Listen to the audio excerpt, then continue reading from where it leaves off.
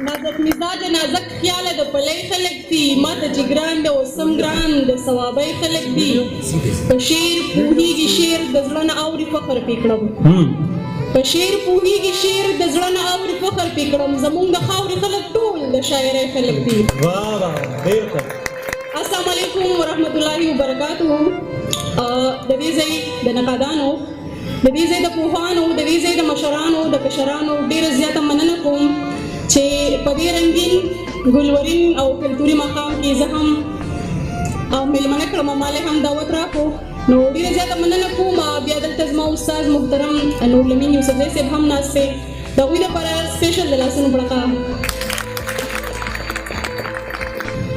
یو نظم در سره شریکوم نامه لري مورنۍ ژبې ته د عقیدت پیرزوړنې نو سرجي ستاسو اجازه ده. لکه خوشبو به یې خورومه دا مې عهد کړی لکه خوشبو به یې خورومه دا مې عهد کړی د مورنۍ ژبې خدمت په خپل ځان فرض ګڼم لکه خوشبو به یې خورومه دا مې عهد کړی د مورنۍ ژبې خدمت په خپل ځان فرض ګڼم څنګه چې نورو ژبو ځای موندلې مخکې تلي څنګه چې نورو ژبو ځای موندلې مخکې تلي داسې به ستا د پرمختګ دپاره هڅه کوو. دلته چې ټول نصاب پښتو شي نو خوشحاله به شم دلته چې ټول نصاب پښتو شي نو خوشحاله به شم څنګه چې انګریز ته ټول نصاب په انګریزۍ کې راځي. ځکه خپل ځان واخلم قسم دی چې خپل ویاړې ګڼم ځکه خپل ځان واخلم قسم دی چې خپل ویاړې ګڼم که رانه چېرته څوک پوښتنه کړي چې کم سبق وې اکثر یو نیم د پښتو دشمن دا هم وایي چې مړه پرېږدئ د پښتو نه به لا څه حاصل کړئ اکثر لا یو نیم د پښتو دشمن دا هم وایي چې مړه پرېږدئ د پښتو نه به لا څه حاصل کړئ. ډېره خفه شمه خپل ځان به کلک پښتون بولي خو ډېره خفه شمه خپل ځان به کلک پښتون بولي خو نه یې لیکل د پښتو زده وي او نه لوست کوی شي که بل پښتو وایي نو هم ورله پیغور ورکوي که بل پښتو وایي نو هم ورله پیغور ورکوي چېرته کې ساینس وایه مړه چې ډاکټر جوړ شي که بل پښتو وایي نو هم ورله پیغور ورکوي چېرته کې ساینس وایه مړه چې ډاکټر جوړ شي. د مورنۍ ژبې دښمنه داسې نشي کېدی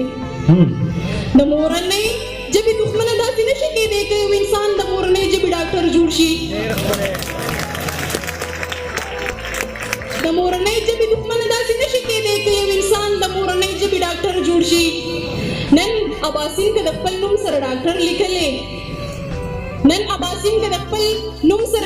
لیکلی یخو به ولې یې پښتو دې بام ته ورسوو ته به ساینس ووایې منم ته به ډاکټر جوړ شې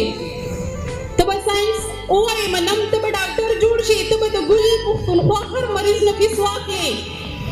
دغه غریب ولس به وتروړې او ښه به نه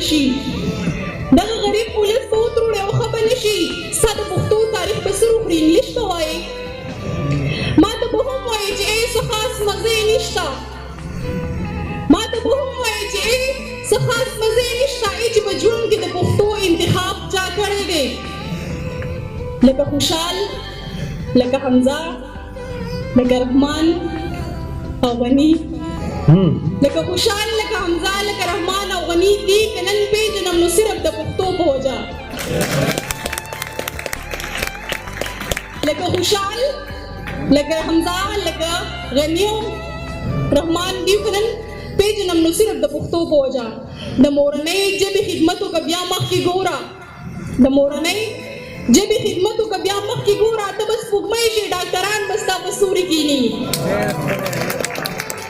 د مورنۍ ژبې خدمتو که بیا مخکې ګوره ته به سپوږمۍ شې ډاکټران به ستا په سوري کښېني.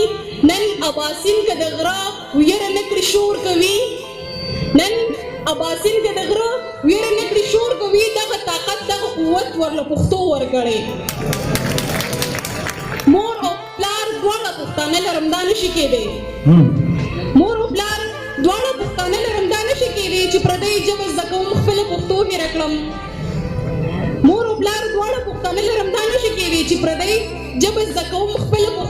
کړم زما بچی که نن پیدا شي سبا زده کړه کوي توجه ورته غواړم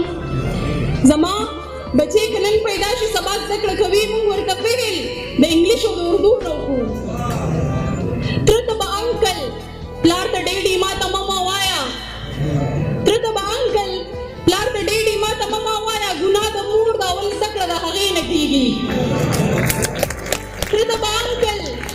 پلار ته ډېډي ماته مه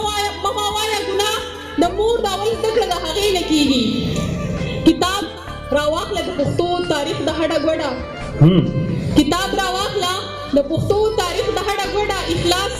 دا اولولو دغې شعر ته فکر وکړه. نورې ژبې زده کول که لوی کمال دی،